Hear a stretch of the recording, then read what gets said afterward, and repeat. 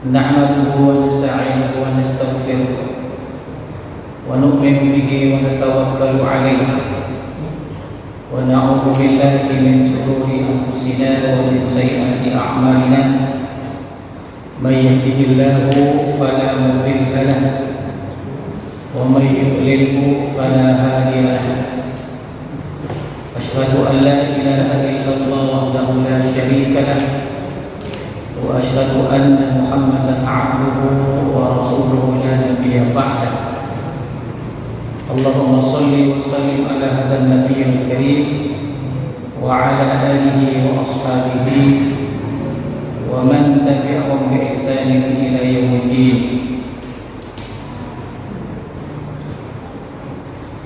أما بعد فقد قال تعالى في القرآن الكريم أعوذ بالله من الشيطان الرجيم وذكر فإن الذكرى تنفع المؤمنين وما خلقت الجن والإنس إلا ليعبدون.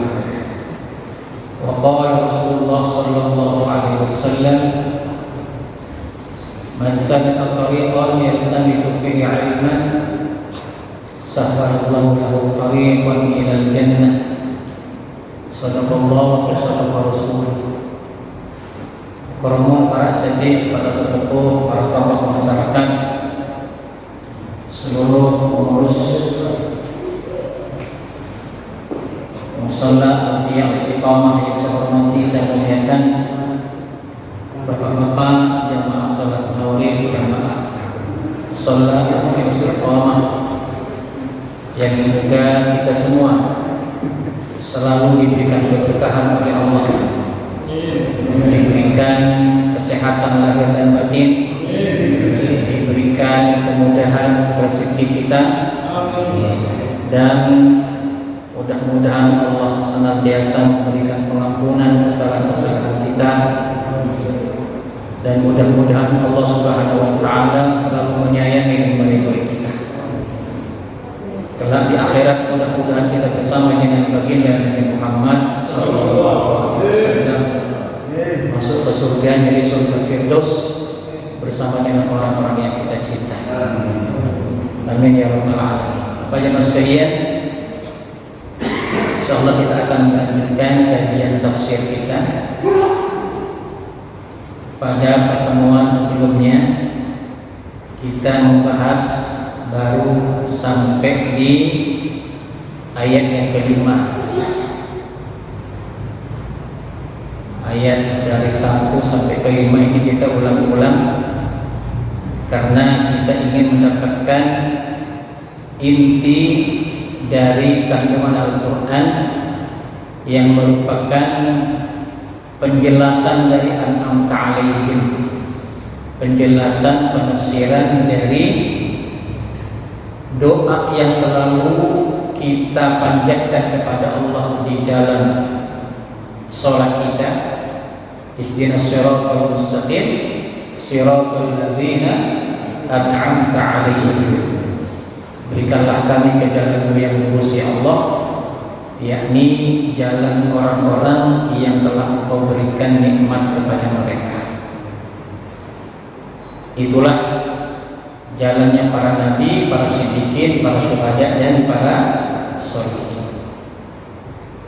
Ini kemudian dijelaskan di dalam Al-Quran pada surah Al-Baqarah, minta petunjuk oleh Allah, diberikan petunjuk dari kitab, itulah kitab la raiba fihi, yang di dalamnya tidak ada keraguan-raguan, hudan lil muttaqin, sebagai petunjuk kepada orang-orang yang bertakwa. Maka siapa orang bertakwa itu? Maka dijelaskanlah dari ayat berikutnya di dalam dari ayat 1 sampai ayat 5. Mudah-mudahan kita termasuk golongan yang pertama ini, golongan orang-orang yang selalu mendapatkan nikmat dari Allah Subhanahu wa taala. Kemudian kita mohon ghairil maghdubi 'alaihim waladdallin, ya Allah, jangan kami golongkan dalam golongan orang-orang yang memurkai dan orang-orang yang tersesat. Maka itulah yang oleh Allah dijelaskan pada ayat berikutnya, yakni ayat 6 dan seterusnya. Yakni di antara orang kafir. Siapa orang kafir itu? Ya orang musyrikin Mekah, itu kafir musyrik namanya. Ada orang Yahudi, kafir Yahudi. Ada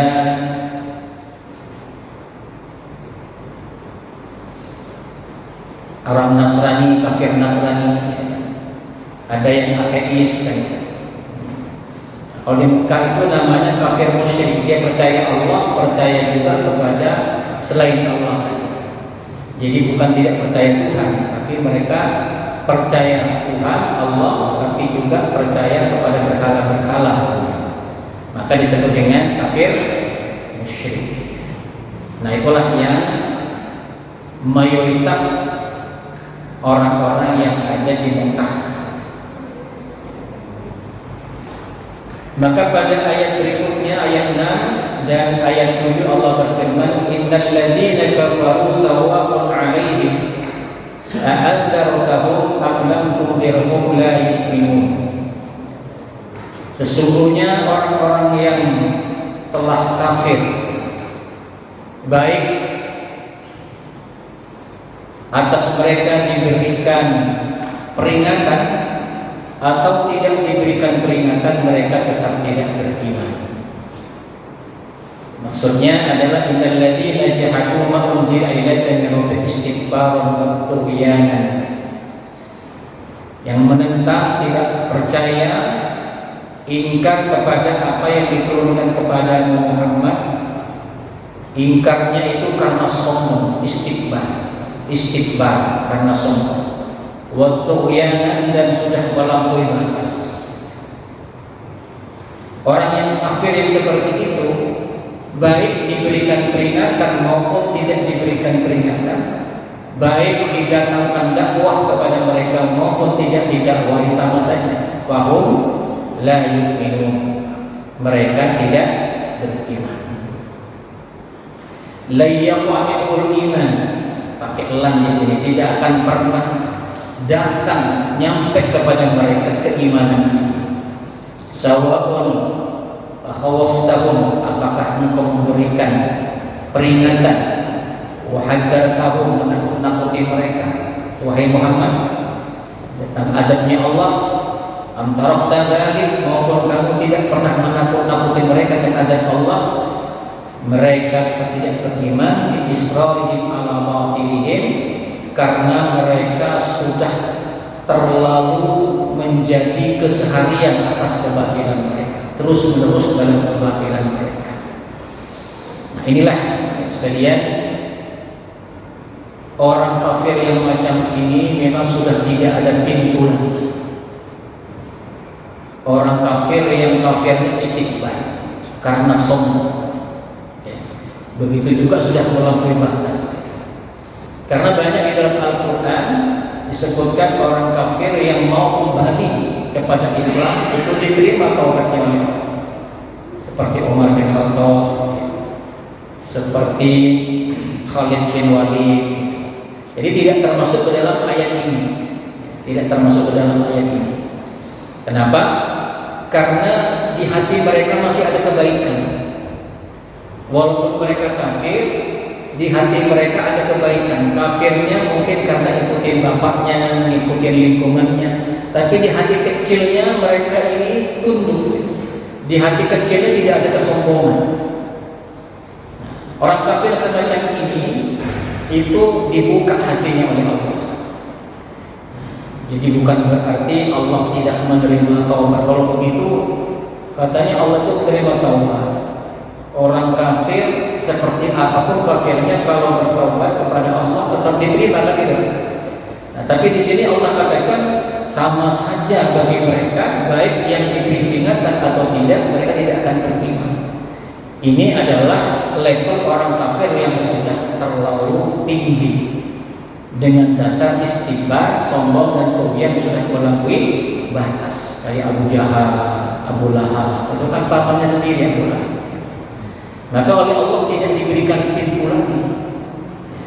Kenapa? Itulah dikatakan, itulah azab dunia mereka. Kekafiran itu termasuk azab. adab dunia. Lebih-lebih nanti akan ada adab akhirat. Ketika kita mengkaji Al-Quran, tentunya kita tidak hanya menerawang kepada masa lalu. Di kita saja banyak orang kafir di dunia ini. Ya. Dari zaman Nabi Muhammad sampai di kita sekarang, lebih banyak orang kafirnya daripada orang mukminnya ini. Padahal dakwah sudah gencar. Ya, alat teknologi yang sampai kepada mereka hari-hari sudah gencar. Maka ada di antara mereka ini golongan orang kafir yang tidak istikbar dan tidak tuqiyan. Ya, sehingga ketika mereka pada satu saat kemudian mendapatkan satu kebenaran, mereka kemudian kembali kepada Islam. Karena kepada Islam itu katanya kembali, karena fitrahnya semuanya adalah Muslim. Maka tidak sedikit sekarang orang-orang yang masuk Islam dari orang ateis, bahkan dari orang Kristen, ya. Setelah diajak debat, gitu kan, diajak diskusi, begitu benar-benar masuk di akal mereka, mereka meninggalkan agama sebelumnya. Itu berarti mereka orang-orang yang di dalam hatinya tidak ada istighfar dan tughyan, ya, yang oleh Allah tidak diadab di dunia. Nah, kalau orang yang macam misalnya Benyamin Netanyahu gitu Pak ya sekarang, nah kayak apa kafirnya kan gitu. Ya, saya tidak bisa menyebutkan yang lain kan, kita tidak tahu seperti apa musuhnya kepada Islam. Ya, kalau mereka ada orang kafir tapi tidak ada permusuhan gitu, tidak ada permusuhan yang nyata. Nah, tapi kalau kayak Benyamin Netanyahu itu kan jelas permusuhannya, ya kan jelas. Nah itu orang seperti itu nggak ada pintu lagi, nggak ada pintu lagi. Bisa saja misalnya kayak Trump, bisa saja nanti masuk Islam kan ya, mungkin gitu. Kecuali kalau di belakang dia menjadi di balik layarnya Netanyahu gitu kan, maka tidak ada kesempatan lagi mereka untuk diberikan pintu masuk oleh Allah kepada Islam. Inilah yang Allah dikatakan khatamallahu ala qulubihim wa ala sam'ihim wa ala absarihim ghishawah wa lahum 'adzabun muqim. Khatamallahu ay taba Allah ala qulubi haula wa ala sam'ihim. Hati mereka telah disegel. Kalau kata ini sudah disegel. Ya, toba itu sudah sudah nggak bisa lagi dibuka, disegel gitu. Hatinya toba Allah ala qulubihim wa ala sam'ihim, begitu juga kepada mereka. Wa ja'ala ala absarihim ghitab, dan di mata mereka oleh Allah dikasih penutup. Kenapa? Bisa babi kufrihim wa inadihim, karena sebab kekafiran mereka dan penentangan dan pengingkaran mereka. Min ba'di ma tabayyana lahumul haq, setelah jelas kepada mereka kebenaran itu. Mereka sudah mengakui kebenaran itu. Allah Maha tahu itu. Allah yang Maha tahu. Cuma karena kesombongannya, karena sudah terlalu parahnya memusuhi Nabi Muhammad, dia tidak menerima kata hatinya itu. Nah, Allah Maha tahu itu. Adapun yang kriteria hatinya tidak seperti itu, Allah juga Maha tahu. Bisa saja Allah memberikan hidayah. Kenapa? Karena tidak ada adab bagi mereka, sehingga oleh Allah masih diberikan jalan untuk mendapatkan kunci surga. Hidayah kan kunci surga.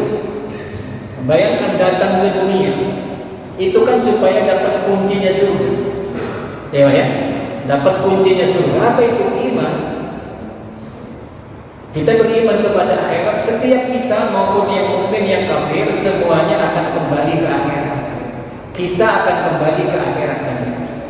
Nah, begitu sampai di dunia, alhamdulillah kita tanpa berjuang melek sudah ketemu Islam. Bagaimana kalau kita hidup di Ambon, ya, hidup di daerah Raja Ampat sana, Papua, ya. Mereka sangat yakin dengan, kenapa? Karena mereka sudah dididik begitu rupa di dalam keyakinan oleh orang tua mereka. Nah, sementara kita hidup tahu-tahu sudah beriman, ya. Nah, kayak apa syukur kita kepada Allah? Ya. Wa ma kana nafsan an tu'mina illa bi'idznillah. setiap orang tidak akan bisa beriman tanpa izin Allah. Kira-kira Bapak bersyukur tidak? Bersyukur ya. Kalau Bapak hidup di Ambon atau di Sumatera Utara sana, mungkin kapan di sana? Orang tua kita bukan Muslim, walaupun kita diajak tetap mereka. Makanya ketika anaknya mereka ada yang Islam sampai diusir ya. Sampai diusir. Kenapa? Karena mereka meyakini akan keyakinan mereka. Nah, sementara kita oleh Allah diberikan iman. Nah, ini kalau kita tidak renungkan ya Pak ya. Seandainya coba bayangkan, seandainya Allah tidak ngasih iman kepada kita, dan kita berada di agama yang lain dan belajar seperti itu rupa sehingga kita yakin dengan agama itu, berarti kita hidup sementara tidak dapat kunci surga. Perlu nggak kunci surga? Di akhirat cuma ada tempat dua saja, tempat kenikmatan surga, tempat penderitaan adalah neraka.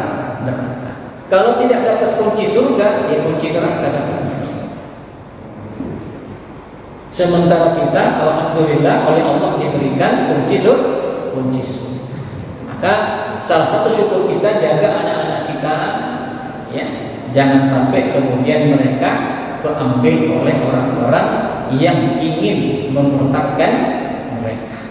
Karena mereka juga punya misi, punya misi dakwah sama dengan kita, bahkan lebih gencar kepada mereka. Contoh ketika ada Car Free Day gitu ya, kayak di Harapan Indah itu, mereka itu bawa kitabnya ya, ada 5 orang, ngajak orang, berani mereka. Kalau kita berani nggak dakwah di tempat yang seperti itu? Kenapa? Karena mereka yakin akan itu. Padahal itu adalah sesuatu yang akan membawa mereka kepada neraka Allah Subhanahu wa taala. Khatamallahu ala qulubihim wa ala sam'ihim wa ala absarihim wa lahum 'adzabun 'adzim, dan bagi mereka azab yang sangat besar. Kenapa? Karena mereka kafir setelah nampak kepada mereka itu kebenaran. Dan Allah Maha tahu itu. Mereka sebenarnya sudah tahu, tapi tetap mereka menentang kepada Islam. Falam yufiqhum bil huda, maka Allah tidak menolong mereka, tidak akan menyampaikan mereka kepada petunjuk. Wa lahum 'adzabun syadid fi nari jahannam, mereka akan dimasukkan ke dalam azab yang pedih, yakni di neraka jahanam. Ini 2 ayat menjelaskan tentang orang kafir. Itulah al-maghdup ya, orang yang dimurkai oleh Allah Subhanahu wa taala. Nah, termasuk di sini adalah orang Yahudi ya, Pak ya. Orang Yahudi itu sampai kepada mereka kebenaran. Kenapa? Alladzina gimana itu ya'rifuna kama ya'rifunahu kama ya'rifuna abna'ahum. Orang kafir, orang Yahudi itu paham tentang Nabi Muhammad sebagaimana mereka mengenal dan memahami anaknya.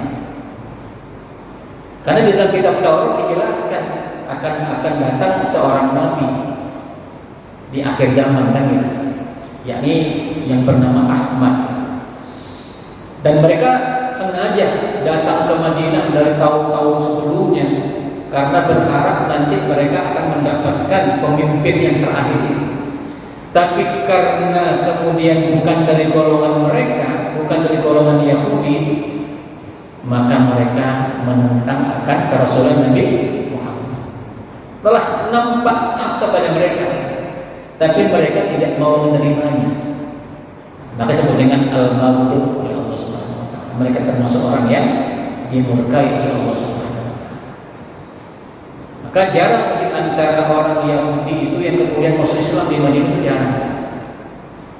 Hanya 1-2 saja. Ya kan? Rata-rata mereka mengingkari perjanjian. Kayak Bani Nadir, Bani Kainoko, gitu kan. Itu kemudian diusir Rasulullah dari Madinah. karena tidak ada yang mau masuk Islam. Adapun orang-orang kafir musyrik pada akhirnya mereka masuk Islam. Sementara orang Yahudi mereka kemudian sampai diusir oleh Rasulullah. Kenapa? Karena mereka memang sudah ditutup hati oleh Allah, sebab mereka sudah mengetahui sebenarnya yang hak sebelumnya, cuma mereka menutupinya.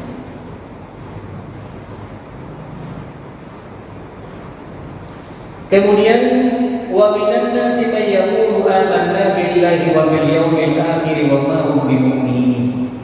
Pada ayat yang ke-8 ini baru Allah menjelaskan tentang al-maghdub yang dimurkai, yang mereka yang disebut dengan orang-orang munafik. Jadi golongan pertama orang-orang beriman, para nabi, para siddiqin, para syuhada, para sholihin, dijelaskan dalam ayat 1 sampai ayat 5. Adapun orang-orang kafir dijelaskan dalam ayat 7, ayat 6 dan ayat 7. Adapun orang munafik ini nampaknya mukmin tapi hatinya kafir.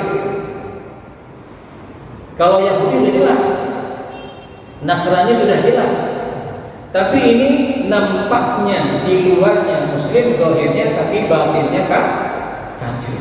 Nah, inilah orang munafik. Justru di surat Al-Baqarah ini penjelasan mereka justru sangat panjang, ya. Dari ayat 8 nanti sampai ayat 20, ayat 8 nanti sampai ayat 20 atau ayat 19. Nah, ini menjelaskan tentang orang munafik. Wa minan nasi may yaqulu amanna billahi wa bil yawmil akhir wa ma hum bimu'minin. Sebagian dari manusia, kata Allah, may yaqulu amanna billah, mereka yang berkata aku beriman kepada Allah, wa bil yawmil akhir, dan beriman kepada hari akhir, wa ma hum bimu'minin, tapi mereka tidak beriman.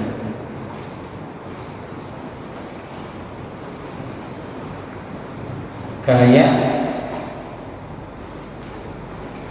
apa Pak yang berbulu domba itu? Kayak musang berbulu domba. Jadi beda hatinya, beda lisannya, gitu. Beda luarnya, beda dalamnya.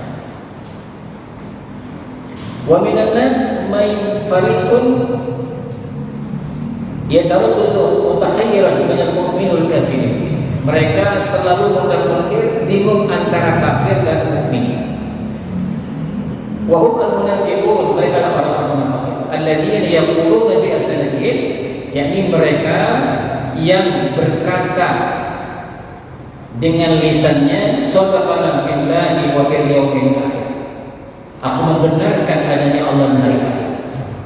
Wa hum fi batinihim kadhibun lam yu'minu, tetapi mereka di dalam hati mereka tidak ada iman sama sekali.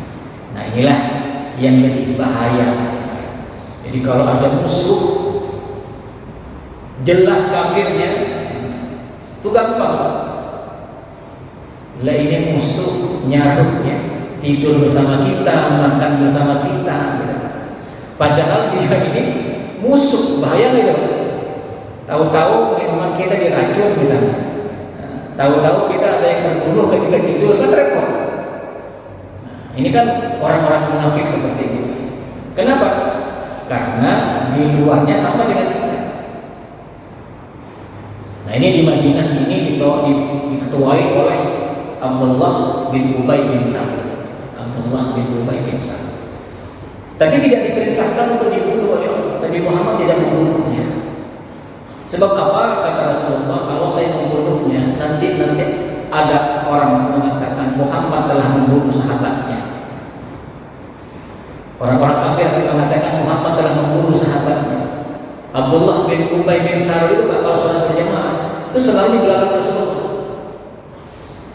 Kalau ada pengajian itu ada taklim Rasulullah, dia selalu memberikan peringatan supaya khusyuk, supaya tenang di dalam taklimnya. Itu Abdullah bin Ubay bin Salul.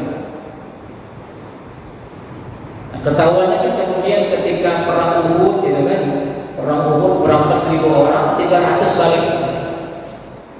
300 balik.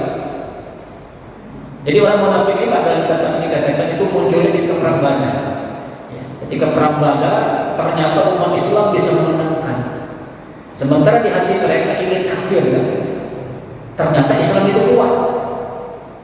Orang kafir sekelas Abu Jahal dan teman-temannya terbunuh di Badar. Dengan hanya beberapa gelintir orang bisa mengalahkan banyak orang.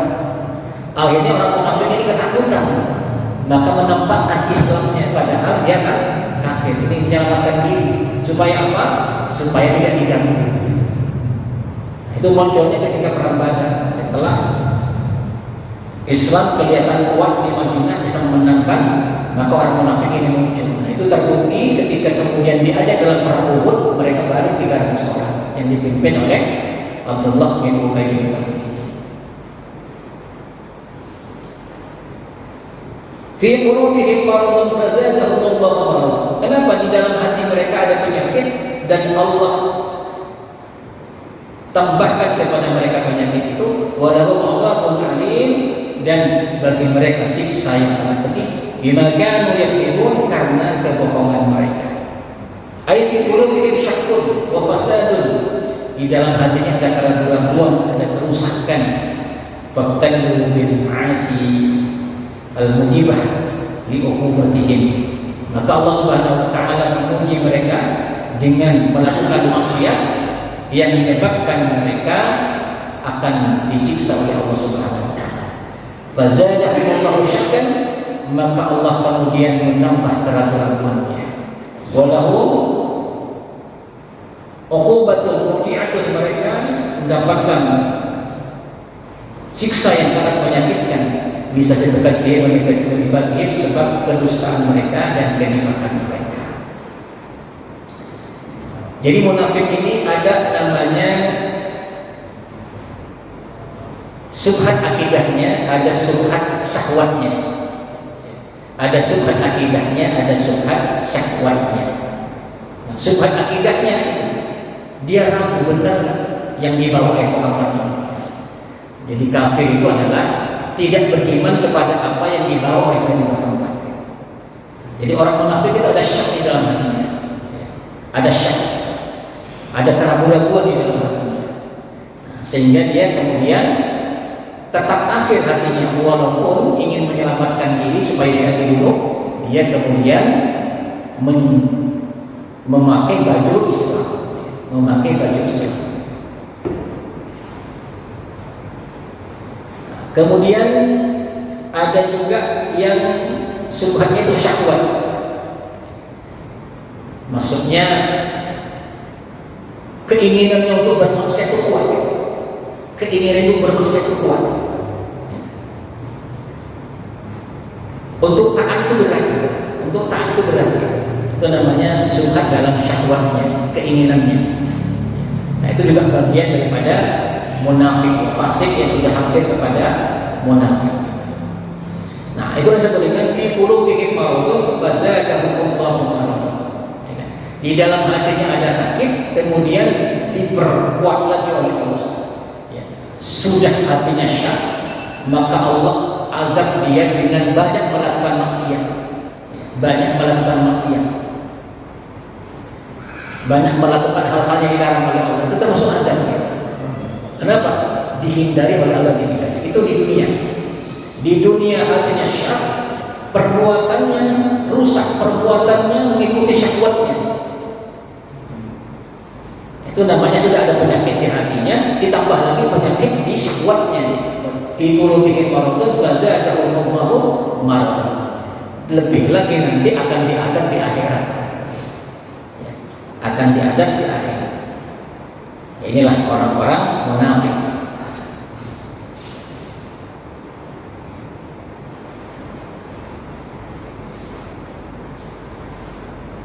Wa idza qila lahum la tufsidu fil ardi qalu innama nahnu muslihun. Ketika dikatakan kepada mereka janganlah kamu berbuat kerusakan di muka bumi, apa yang mereka katakan? Innama nahnu muslihun, kami berbuat kebaikan. Ai idza nasahu liyakufru 'anil afsad 'anil ard, ketika mereka dicegah supaya membuat kerusakan di muka bumi bil kufri wal ma'asi. Apa yang dimaksud dengan kerusakan di sini? Ya kan? Yang dimaksud dengan berbuat kerusakan itu berbuat kafir dan berbuat maksiat. Jadi orang yang kafir dan dia berbuat maksiat, walaupun dia mungkin tidak ngebom sana sini, nggak bikin kerusakan kayak gitu, itulah yang disebut dengan ifsad, gitu. Yang disebut dengan kerusakan. Hatinya tidak beriman, kemudian syahwatnya diumbar, gitu kan? Nah itu termasuk dikatakan sebagai ifsad. Ifsad itu membuat kerusakan. Begitu juga Islam seorang mukminin dan dia kemudian membongkar rahasianya orang beriman kepada musuh, itu bikin kerusakan. Inilah yang paling bahaya, termasuk di kita. Jadi setiap zaman ada munafiknya, gitu. Setiap ada perjuangan pasti ada orang munafiknya. Setiap ada perjuangan ada munafiknya. Kenapa? Karena ada orang yang ingin selamat dan ingin mendapatkan duniawi daripada keadaan seperti itu. Mungkin di zaman Belanda, ya kan, ada kan mata-mata Belanda gitu kan. Nah, itu. Jadi mereka dapat selamat, dapat kekayaan. Begitu juga mungkin kayak Indonesia sekarang gitu kan. Banyak orang munafiknya gitu, jadi buzzer gitu kan. Akhirnya kan rahasia-rahasia di orang mukmin itu keluar kepada mereka. Ya kan? Keluar kepada mereka. Jadi buzzer-buzzer itu ngaku Islam kayak siapa ya? Parmadi Arya Purna. Siapa itu ya? Pertama dia ngaku Ansor itu kan? Ngaku Ansor tadinya kan? Kemudian dia ketahuan kan? Dia banyak bermain dengan orang-orang Yahudi kan? Begitu dengan orang-orang kafir. Sehingga giliran mereka ada isu-isu keislaman, dia selalu membela mereka gitu. Nah itu dapat duit dari situ gitu. Nah itu orang munafik gitu. Orang seperti itu bahaya. Nah, yang kayak gitu biasanya ngaku paling NKRI gitu. Innama nahnu muslimun. Kami berbuat baik gitu. Ngaku paling NKRI biasanya paling membela negara gitu kan. Seperti itulah orang munafik sifatnya dari dulu. Ketika dibilang jangan bikin kerusakan, mereka katakan innama nahnu muslimun. Kami berpikir membuat kebaikan. Kami membela negara. Kami membela Islam. Padahal hakikatnya mereka telah membongkar rahasia perjuangan Islam kepada musuh. Makanya di dalam surah An-Nisa dikatakan innal munafiqina fid darkil asfali minan nar. Orang munafik itu tempatnya paling bawah di dalam api neraka. Kenapa? Orang munafik itu lebih dosanya daripada orang kafir biasa, karena lebih berbahaya. Ala innahum musyrikuna walakin la yashkurun, ketahuilah bahwa mereka adalah orang-orang yang bikin kerusakan, walakin la yashkurun, tapi mereka tidak merasakan. Inna hadzal ladzi yaf'alunahu, mereka yang berbuat wa yasumuna 'ala islah, dan mereka menyangka mereka berbuat kebaikan. Wa 'ainal fasad, itulah sebenarnya kerusakan yang sebenarnya. Jadi kalau ada orang yang bikin kerusakan atau orang yang ingin menghancurkan negara dan dia mengaku membela negara, itulah paling bahayanya orang. Paling bahayanya orang. Mendingan sekalian aja gitu ya. Sekalian saja mengatakan saya musuh. Kita kan udah tahu. Tapi ini dia mengaku paling NKRI, tapi nyatanya dia tidak pernah membela NKRI, justru menjual negaranya kepada asing gitu. Ya. Menjual negaranya kepada asing. Nah, ini bahayanya munafik, ya, bahayanya munafik. Nah, jadi sifat itu sudah dijelaskan dalam Al-Quran. Wa idza qila lahum aminu kama amana an-nas qalu anu'minu kama amana as-sufaha ala innahum sufaha walakin la ya'lamun. Ketika dikatakan kepada mereka berimanlah kalian sebagaimana imannya para sahabat. Aminu bimithli imani sahabat. Berimanlah sebagai imannya sahabat. Bahwa iman bil qalbi wal lisan wal jawarih. Yang iman dengan hati, dengan lisan dan anggota badan. Jadalu wa qalu, mereka justru berdebat dan mengatakan atau subtik mithla nusabbitu bi'afil akli wa Apakah saya akan membenarkan sebagaimana cara membenarkannya orang-orang yang lemah akalnya? Nah, jadi sahabat itu yang beriman kepada Nabi dikatakan orang sufaha. Sufaha itu orang idiot gitu. Apakah saya disuruh beriman, diajak beriman sebagaimana berimannya orang-orang idiot itu? Jadi Abu Bakar, kan, Abdurrahman bin Auf itu bagian orang-orang idiot menurut mereka.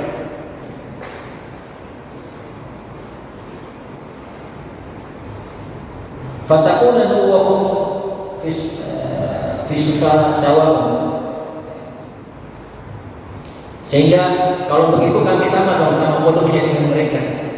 Faradallahu alaihim bi anna as-safah maqsurun alaihim. Maka Allah kemudian membalas bahwa sebenarnya hanya mereka lah yang bodoh itu. Wa hum la ya'lamun, tapi mereka tidak mengetahui annama hum fihi min ad-dhalal muslim. Apa yang sebenarnya mereka lakukan itu adalah kesesatan dan kerugian. Wa idza laqul ladzina amanu qalu amanna. Ketika bertemu dengan orang-orang beriman, mereka berkatakan kami beriman. Wa idza khalu ila syayatinihim qalu inna ma'akum innama nahnu mustahzi'un. Ketika mereka kembali kepada teman-teman kafirnya, kepada setan-setan mereka, qalu inna ma'akum, kami bersama kalian, innama nahnu mustahzi'un, kami hanya mengolok-olok mereka. Kami hanya mengolok-olok mereka. Jadi ketika bertemu dengan orang beriman, dia ngaku beriman. Tapi ketika ditanya oleh temannya, enggak, saya cuma berbohong aja kepada mereka. Seperti itu. Itu namanya orang munafik. Allahu yastahzi'u bihi wa yamutuhu fi tughyanihim ya'mahun. Maka Allah justru yang mengolok-olok mereka dan membiarkan mereka di dalam kesesatan mereka. Membiarkan mereka di dalam kesesatan mereka. Ulaika alladziina ishtaru ad-dhalalata bil-huda fama rabihat tijaratuhum wa ma kanu muhtadin. Mereka lah orang-orang yang telah membeli kesesatan dengan hidayah.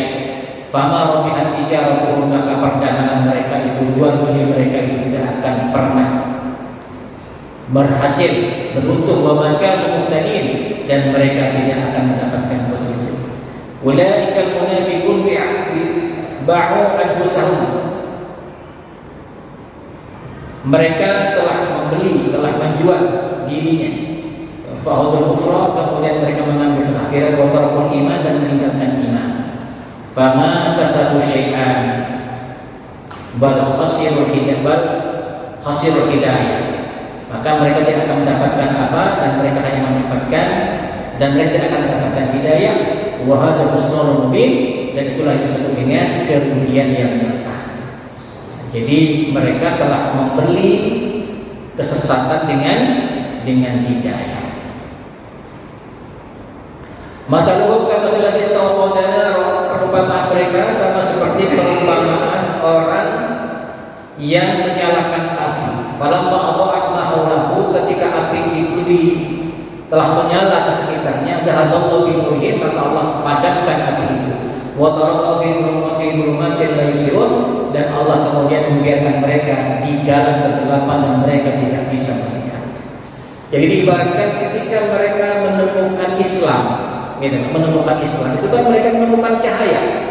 Menemukan Nabi Muhammad dengan Al-Qur'annya itu dia mendapatkan cahaya. Gitu kan?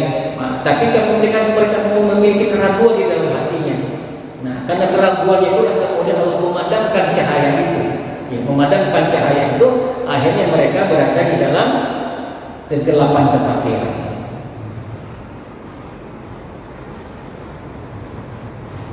Sumun yufahula yaqul sumun itu tuli ansima'il haq. Tuli dari mendengar yang hak. Sina tadabbur dengan mendengar dengan tadabbur. Bukmun anil tibi, bukmun itu bisu untuk membicarakan kebenaran. Umyun ala ansori, umyun an ansori nurul hidayah, dan mereka buta dari melihat cahaya hidayah. Ya. Lidzalika lastatimuna rujuk ila iman, oleh sebab itu mereka tidak bisa kembali kepada iman. Alladzi tarakuhu, yang telah ditinggalkannya. Wastaqsu anhu min dhalal, dan mereka berada di dalam kesesatan. Autos sayyibin minas sana, atau diumpamakan seperti hujan yang datang dari langit. Fihi dhulumatun, ketika hujan gelap. Waradun, kemudian ada petir. Wabarkun, ada kilat. Yaj'aluna aswatahum fi 'adanihim, kemudian mereka menutup telinganya dengan jari-jarinya. Minas sawa'iqi hadarul maut, karena mereka takut mati ada petir dan kilat itu. Wallahu muhitun bil kafirin, dan Allah muhitun bil kafirin, meliputi pada orang-orang kafir.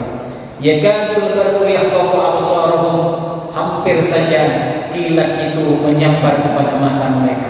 Kullama adha'a lahum masyaufi, ketika terang datang, kan ada kilat kalau hujan, ada kilat kan terang datang, dia jalan. Jadi memanfaatkan petir itu, kilat, akhirnya dia jalan di kegelapan.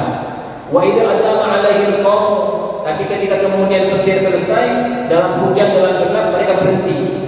Walau syaa Allah la dhahaba bi sam'ihim wa absarihim, kalau Allah mau, Allah benar-benar butakan telinga dan mata mereka. Innallaha 'ala kulli syai'in qadir, Allah Subhanahu wa taala Maha mengetahui, Maha berkuasa atas segala sesuatu. Inilah ayat 8 sampai ayat 20. Ayat 8 sampai 20 Allah menjelaskan tentang orang-orang munafik. Ini ayat. Jadi dalam Al-Qur'an setelah Fatihah Allah menjelaskan sudah jelas. Maka Al-Qur'an itu ketika setelah ayat ini ke belakang, setelah ayat ini belakang, ini hanya menjelaskan ayat-ayat ini saja.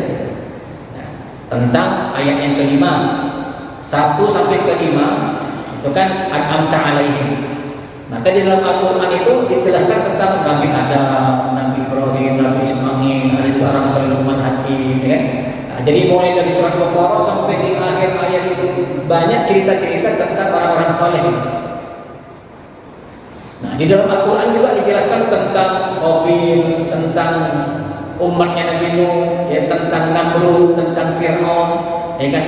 Tentang orang-orang Yahudi yang membunuh Nabi Isa, gitu kan?